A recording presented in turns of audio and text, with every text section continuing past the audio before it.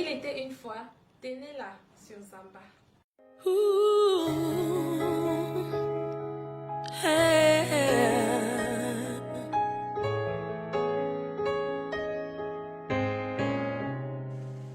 Ouvrier de la moisson, ne te décourage pas, car il y aura un salaire pour ton œuvre.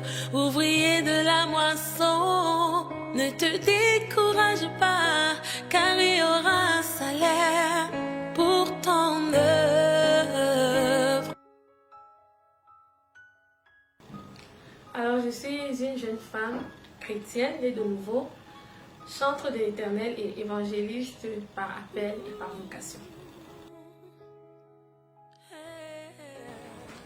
Alors, Tenez-la, c'est simplement un acronyme né de la composition de mes deux prénoms, Thérèse et Ornella. Donc, lorsque vous dites Tenez-la, vous êtes en train de dire Thérèse et Ornella, tout simplement.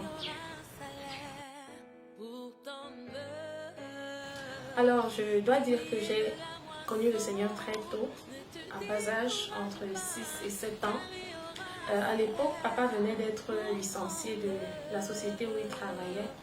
Et après le licenciement, il est tombé très malade. Nous habitions à l'époque dans un quartier de la place avec ma mère, mon frère aîné et ma petite sœur. Et voilà, on était dans cette situation où papa était malade. On n'avait pas de moyens pour l'amener à l'hôpital. Et voilà, et heureusement, par la grâce de Dieu, il y a des frères qui passaient au quartier, qui avaient l'habitude d'évangéliser au quartier, qui sont venus à la maison. Ils ont vu l'état dans lequel se trouvait notre père, et puis ils ont prié pour lui. Ils ont prié pour lui, ils sont revenus plusieurs fois pour nous encadrer. Ils ont parlé de Jésus. Et quelques temps après, papa a été guéri. Ça a été vraiment quelque chose de poignant dans notre vie parce qu'on le voyait carrément partir. Mais voilà, Dieu a intervenu pour apporter la guérison. C'est comme ça que toute la famille, nous sommes levés pour suivre ces frères-là.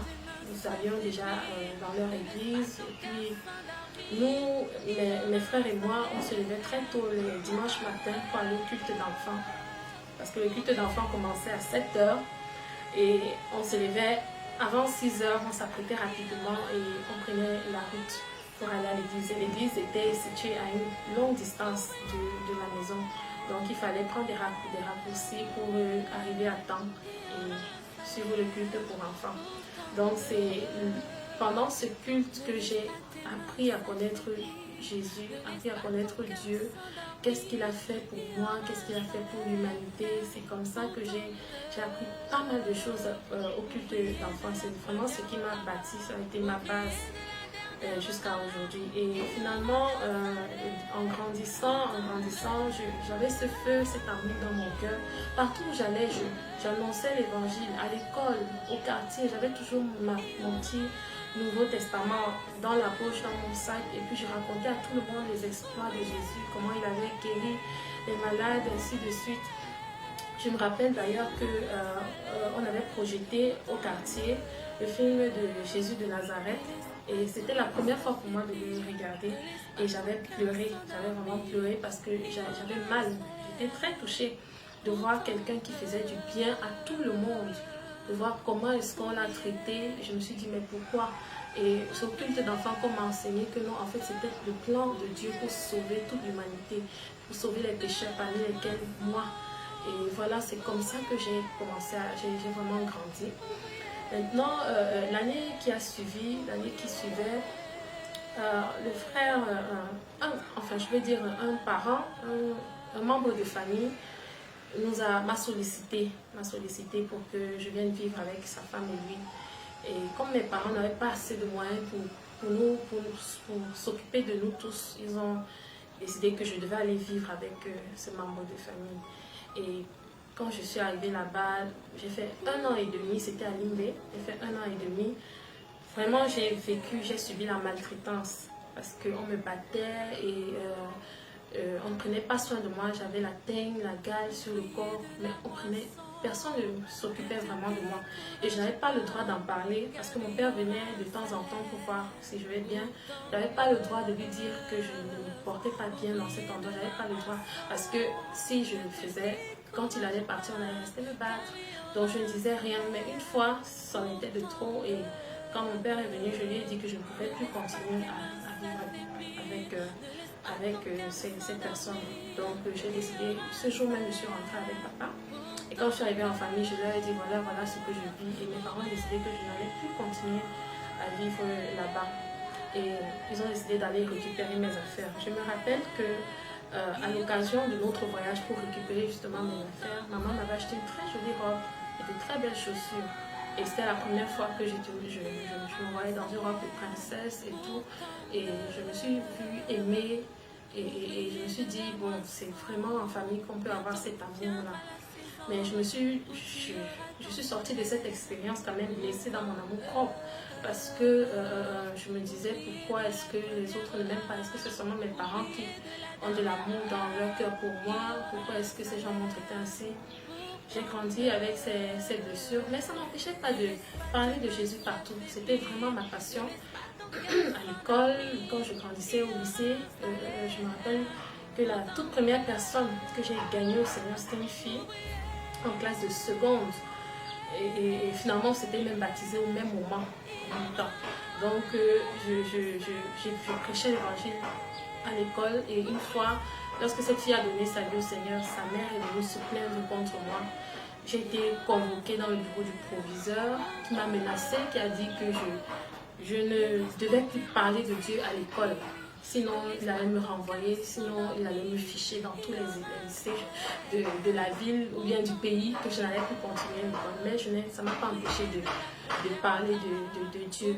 Et comme je grandissais que l'amour pour Dieu, l'amour pour son service, pour sa parole grandissait aussi en moi. J'ai finalement décidé de faire le pas, de demander mon baptême. Et je me suis fait baptiser c'était en 2006. Oui, en 2006. Et j'ai continué à marcher avec le Seigneur jusqu'à aujourd'hui. Alors, après tout cela, j'ai connu d'autres épreuves, mais j'ai grandi avec le Seigneur et j'ai compris que les épreuves étaient là simplement pour me faire avancer, m'apprendre à compter sur Dieu, m'apprendre à faire confiance au Saint-Esprit. J'ai connu d'autres épreuves comme les fiançailles qui n'ont pas abouti, qui ont échoué devant tout le monde, me couvrant de honte. Mais Dieu m'a relevé, il a relevé ma tête, il a essuyé mes larmes. Il m'a donné un mari merveilleux dans la personne du docteur Philippe Toto. Et voilà, après cela, comme je disais, j'ai perdu ma mère, mais le Seigneur m'a soutenue à chaque fois. Il est celui qui relève les faibles. Donc je veux par mon témoignage dire à quelqu'un que Dieu est réel, Dieu existe véritablement. Fais-lui confiance. Peu importe ce qui peut arriver dans la vie, les épreuves sont là pour nous mûrir, pour nous grandir et pour maturer notre foi en Dieu. Un message, bon, c'est vrai que mon album a beaucoup de chansons et il y a beaucoup de messages qu'on peut tirer, mais vraiment le thème central, c'est que il ne faut pas se décourager, il faut prendre courage. Et il ne faut pas abandonner, même lorsqu'il y a des difficultés qui surviennent dans la vie. Parce que Dieu passe parfois par des difficultés pour nous attirer et pour nous appeler à lui. Si tu ne connais pas le goût amer, tu ne pourras pas bien apprécier le goût du sucre non plus. Donc, ce qui fait que je pense que les moments difficiles sont importants pour que nous puissions mieux apprécier la grâce de Dieu. Donc, un message... un message central de mon album ou bien de mes chansons, c'est ne te décourage pas, prends courage, Jésus t'aime, il veut essuyer tes larmes, il veut te fortifier, te consoler à nouveau. Bon, mon ressenti, c'est beaucoup de joie en fait, et j'ai beaucoup de joie et de reconnaissance à Dieu parce que je crois que c'est l'œuvre de Dieu que cet album ait pu toucher autant de personnes. Et je sais que ce n'est pas encore même terminé parce qu'il y a d'autres personnes qui n'ont pas encore écouté. Mais je je crois vraiment et je bénis le Seigneur pour toutes les personnes qui ont écouté, qui ont fait des témoignages de comment est-ce que Dieu leur avait parlé au travers de Cœur Nouveau, au travers de Ouvrir la moisson, au travers de Invite Jésus, au travers de Je te bénirai, qui sont les chansons les plus connues, les plus aimées de cet album. Je crois vraiment que la façon, surtout quand vous parlez d'ouvrir la moisson, la façon à laquelle le Seigneur m'a inspiré cette chanson, ça m'a montré que c'est vraiment le battement de son cœur. Que quelqu'un qui a expérimenté le cœur nouveau que Dieu donne puisse aussi aller parler à d'autres personnes, aller chercher d'autres personnes qui ont ces cœurs brisés pour leur donner, pour leur permettre d'expérimenter aussi, de recevoir le cœur nouveau. Parce que Dieu a dit, Jésus a dit, venez à moi vous qui êtes fatigués et chargés et je vous donnerai du repos. Et je me rappelle que Jésus a dit à Pierre, je ferai de toi un pécheur d'hommes. Donc nous sommes sauvés pour aller sauver également les autres. Nous ne sommes pas sauvés juste pour nous-mêmes, mais pour un plus grand nombre. Donc vraiment je suis reconnaissante et je dis merci à tous ceux qui ont pu pousser cet album le plus loin possible afin que plusieurs puissent l'écouter, puissent bénéficier de la grâce de Dieu contenue dans ces chansons.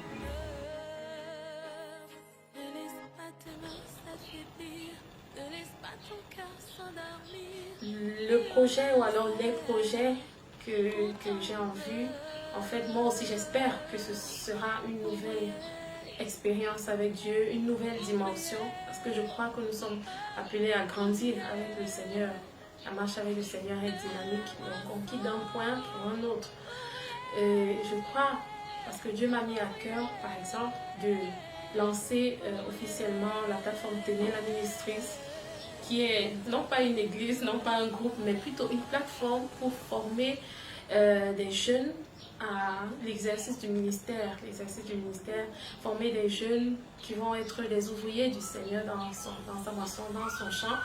Nous allons former sur qu'est-ce que c'est que le ministère, comment l'exercer, sur le plan musical, sur le plan technique même, comment est-ce que ça se passe. Et voilà, nous voulons vraiment lever cette relève, nous voulons préparer la relève et nous ne voulons pas que les jeunes commettent les mêmes erreurs que nous avons commises. La petite expérience que nous avons engrangée, nous allons bien pouvoir la transmettre parce que c'est vraiment ce que Dieu nous a mis à cœur. Donc j'invite déjà tous ceux qui m'écoutent, tous ceux qui veulent apprendre de nous à venir déjà à Tenez la Ministries, à souscrire. Pourquoi pas, écrivez-moi sur ma page Facebook Tenez la officielle pour en savoir un peu plus. Voilà, il y a Tenez la Ministries comme je viens de l'expliquer. Et voilà, comme projet immédiat, je peux dire que je suis en train de préparer un single dont le titre est J'obtiens la guérison, parce que je crois que nous sommes dans un temps où nous avons besoin de la guérison. Tous avons besoin de la guérison. Notre nation, le monde entier a besoin de guérison. Donc Dieu nous a mis à cœur de sortir, de lâcher ce single qui est J'obtiens la guérison. Donc vous allez entendre parler de long en large dans les prochains jours.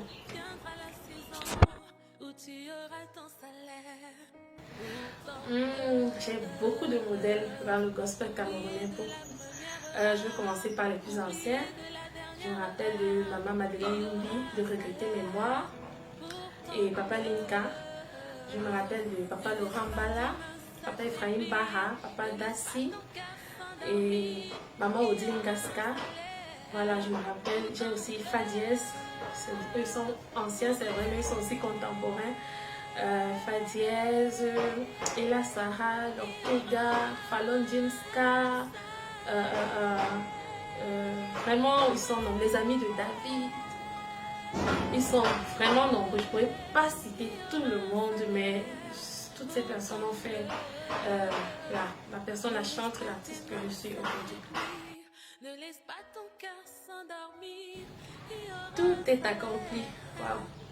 Jésus l'a dit à la fin de sa vie. Donc je crois que d'ici à la fin de ma vie, j'aurais certainement gagné le nombre d'âmes que Dieu avait prévu que je gagnerais pour lui. Parce que ce qui me motive, moi, c'est que ma musique, ou alors tout ce que je fais, tout ce que je rends comme ministère, puisse atteindre un cœur brisé, le transformer, faire de lui aussi quelqu'un qui va y appeler les autres, œuvrer à leur transformation, ainsi de suite. Donc, je chante pour que les cœurs soient guéris, pour que les cœurs meurtris soient guéris, pour que les âmes perdues soient retrouvées à Dieu. Et je crois que c'est le but, jusqu'à ce que le Seigneur revienne. C'est ce que je serai en train de faire. Mes challenges. Je crois que mon premier challenge, c'est de toujours pouvoir être inspiré par Dieu, pouvoir rester à ses pieds pour l'écouter, recevoir de lui la direction à suivre pour mes projets, pour tout ce que j'ai à cœur de faire. Parce que je crois que c'est Dieu qui nous donne la direction à toutes choses. Si nous n'écoutons pas, nous n'allons pas faire ce qu'il faut. Après, en tant qu'artiste, j'aimerais bien pouvoir faire des productions de meilleure qualité, une musique de bonne qualité, de meilleure qualité que ce que j'ai déjà fait, et afin de pouvoir atteindre un plus grand nombre. Donc le challenge majeur même, je crois, de tous mes confrères et moi, c'est vraiment de faire cette musique de bonne qualité et de pouvoir faire en sorte qu'elle devienne virale, quoi, qu'elle atteigne le plus grand nombre de personnes. Parce que jusqu'à présent, c'est un peu difficile dans notre... c'est un peu difficile que notre musique puisse traverser certaines barrières. Donc c'est un challenge majeur que je rencontre au quotidien. Et voilà, je crois que c'est tout.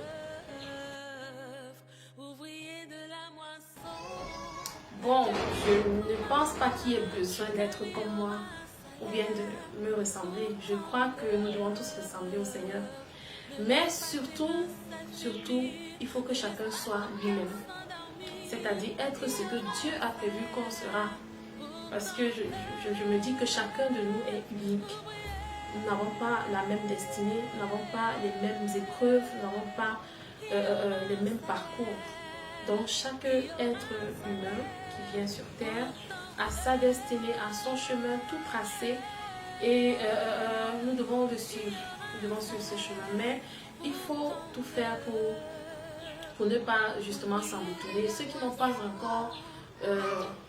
encore connu quel est le plan de Dieu pour leur vie, je les invite à venir à Jésus, parce que c'est en Dieu que tu peux découvrir quel est le plan de Dieu pour ta vie, quelle est ta destinée, qu'est-ce que tu dois être, qu'est-ce que tu dois devenir. Moi, j'ai fait ce choix de marcher avec Jésus. J'ai choisi Jésus dès mon plus jeune âge, et c'est justement dans cette marche avec le Seigneur que j'ai découvert ce que Dieu avait prévu pour moi. Donc, s'il vous plaît, ne soyez pas comme moi, soyez vous-même, soyez ce que Dieu a voulu que vous soyez. Alors, tous les artistes ont besoin de soutien, hein? Donc c'est bienvenu et je suis vraiment ouverte. Vous pouvez m'écrire sur ma page Facebook Tenez-la officielle. Vous pouvez m'écrire sur Messenger, vous pouvez même m'écrire par mail. Tenez-la officielle 90 @gmail.com. Je reprends, Tenez-la officielle 90 @gmail.com. Ou alors simplement vous contactez mon manager au numéro 698 91 47 34. Je reprends, 698 91 47 34. Zamba, vraiment, c'est simplement merveilleux. Je ne sais pas comment le dire. Depuis le premier jour où j'ai vu cette page sur Facebook, j'ai été vraiment touchée de voir des gens qui... du moins, je suis là et puis je suis en train de défiler et puis je vois une photo de mon album ou bien un de mes titres postés comme ça. Je me dis, mais qui sont ces personnes? Est-ce qu'ils me connaissent personnellement? Je ne leur ai pas donné d'argent pour faire ma promo et ainsi de suite. Donc, voir des gens qui se lèvent pour soutenir d'autres personnes, moi, ça m'a marqué, ça m'a challengé, ça m'a touché. Et je dis vraiment merci Zamba pour cette œuvre du cœur que vous réalisez auprès des artistes. Parce que vous le faites de manière désintéressée, délibérée, et en même temps de manière inspirante, de manière valorisante. Vraiment, que Dieu vous bénisse. Merci vraiment. Merci. Il m'a donné un cœur nouveau. Il m'a donné un cœur nouveau. Il m'a donné un cœur nouveau. Il m'a donné un cœur nouveau. Il te donne un cœur nouveau.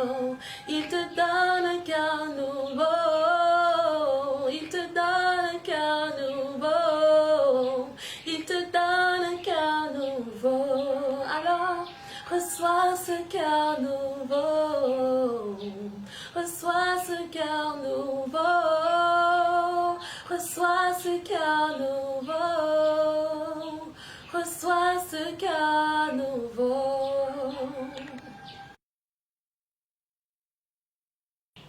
Seigneur notre Dieu, je te bénis, je te rends grâce et je te dis merci de m'avoir fait naître au Cameroun. Je suis fière d'être camerounaise et je sais que tu aimes ce pays, tu aimes cette nation. Seigneur, je prie pour te l'élever jusqu'à ton trône de grâce afin, Seigneur, que tu interviennes dans les cœurs de chaque Camerounais afin que dans ces cœurs-là, la haine, le tribalisme, le désordre, la corruption, tout ce qui n'est pas de toi puisse être ôté et que l'amour remplace toutes ces choses, que l'amour, la tolérance et la loyauté, le patriotisme et surtout que les cœurs des Camerounais reviennent à toi. Que ces cœurs soient remplis de ton amour, Seigneur, afin que nous soyons une nation qui te craint, une nation qui te sert. Tu connais tous nos défis, tu connais tous nos challenges, Seigneur. Je te supplie, ô Père, que tu interviennes pour amener la paix. Partout là où il y a la guerre, partout là où il y a des tiraillements, partout là où, Seigneur, il y a des meurtres, il y a des choses difficiles même à nommer. Mais Seigneur, notre Dieu, toi qui es le Dieu qui pardonne, toi qui es le Dieu qui ravive l'amour qui était mort, Seigneur, je prie que tu puisses redonner vie à cette nation, redonner de l'amour dans les cœurs pour la gloire de toi seul. Au nom de Jésus-Christ. Amen. Ne laisse pas tes mains s'affaiblir, ne laisse pas ton cœur s'endormir. Il y aura un salaire pour ton œuvre, ouvrier.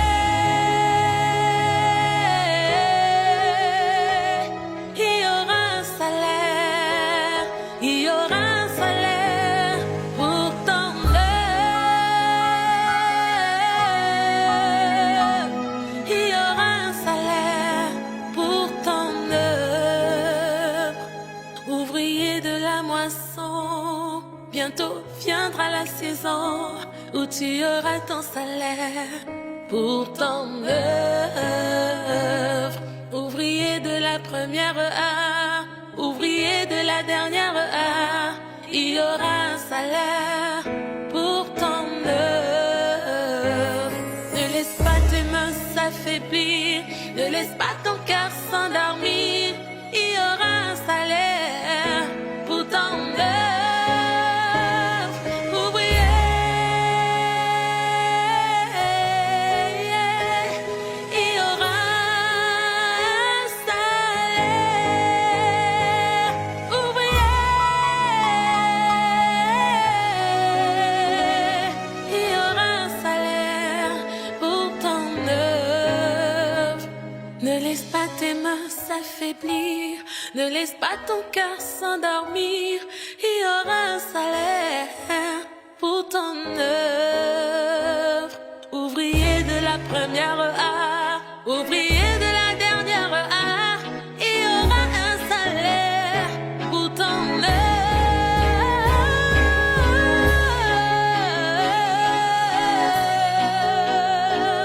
Il y aura un salaire, ouvrier. Il y aura un salaire pour ton œuvre. Ne laisse pas tes mains s'affaiblir, ne laisse pas ton cœur s'endormir. Il y aura un salaire pour ton œuvre.